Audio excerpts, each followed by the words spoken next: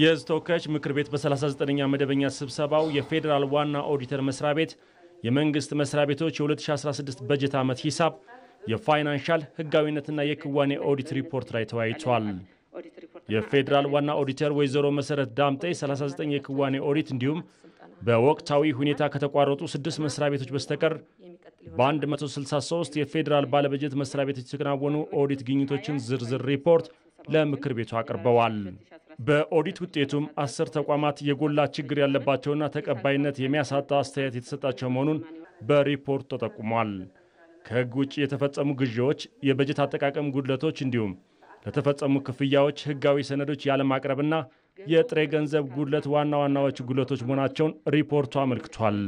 የባለበጀት መስሪያ ቤቶች በጀትን በአግባቡ በመጠቀም የመንግስትና ህዝብ ሀብት ለታለመለት ዓላማ ማዋል ላይ ክፍተቶች መኖራቸውን የጠቆሙት ዋና ኦዲተር ወይዘሮ መሰረት መስሪያ ቤቱ ከሚያከናውናቸው አንዱ በሆነው ልዩ ኦዲት ከተለያዩ አካላት ከፍተኛ ተጽዕኖ መኖሩን ገልጸዋል። ልዩ ኦዲት ከመደበኛ ኦዲት የተለየ ነው። የሰዎችን ስም እከሌ ብሎ የሚያወጣ የህይወትን መስዋዕትነት ጭምር የሚጠይቅ ኦዲት ነው። ስለዚህ ይህን ኦዲት የሚሰሩ ኦዲተሮች የተለየ ፕሪቪሌጅ ያስፈልጋቸዋል።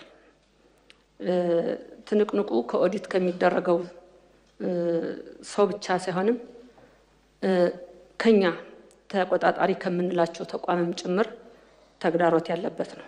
ወደ ኦዲት ወደ ተቋማችን ሲመጡ ሽጉጥ ጭምር ይዘው ነው የሚመጡት። እኛ ግን አንበገርም ለሽጉጥም። በተግባርም ስላሳየ ማለት ነው። ስለዚህ ይሄን በዚህ ቻሌንጅ ውስጥ ነው ልዩ ኦዲት የሚሰራው። ወደዚህ የሚመጡ ኦዲተሮች ልዩ ፕሪቪሌጅ ያስፈልጋቸዋል። አሁን በመንሰራው በሚሰጠን አበል መዋቅሩን ብናስተካክለው የሚቀርበውን ጥያቄ መመለስ አንችልም። የመንግስት ወጪ አስተዳደርና ቁጥጥር ጉዳዮች ቋሚ ኮሚቴ ሰብሳቢ ዶክተር የሽመቤት ደምሴ የፌዴራል ዋና ኦዲተር የኦዲት ሽፋን እያደገ መምጣቱ የኦዲት ስራን በጥብቅ ዲሲፕሊን ከመምራት አኳያና ለክልልና ኦዲት ተደራጊ መስሪያ ቤቶች የአቅም ግንባታ ድጋፍ ማድረጉ በጥንካሬ ጎን የሚነሱ ጉዳዮች መሆናቸውን ተናግረዋል። በተደጋጋሚ በፋይናንስ ኦዲት የከፋ ደረጃ ያገኙ ተቋማትን የሚመሩ አመራሮች ለሌላ ኃላፊነት እንዳይታጩ ምክር ቤቱ ያስቀመጠው ውሳኔ የከፋ ኦዲት አስተያየት ያገኙ ተቋምና አመራሮች ላይም እንዲተገበር ምክር ቤቱን ጠይቀዋል። በተደጋጋሚ ለ3 ተከታታይ በጀት ዘመን የከፋ አስተያየት ያገኙ ተቋማት የሥራ ኃላፊዎች ላይ እርምጃ ከመውሰድ አንፃር ጅምር መሆኑ ነው። ሌላው የተንጠባጠበ ነው። በተቀመጠው ምክር ቤቱ ባስቀመጠው ውሳኔ መሰረት ተፈጻሚነት ላይ ክፍተት ስላለ ነው። አሁንም በድጋሚ እንትን ያለ ነው። የሕዝብ ተወካዮች ምክር ቤት አፈ ጉባኤ ታገሰ ጫፎ ምክር ቤቱ የኦዲት ግኝቱን መነሻ በማድረግ ተጠያቂነትን ለማስፈን እንደሚሰራ ተናግረዋል።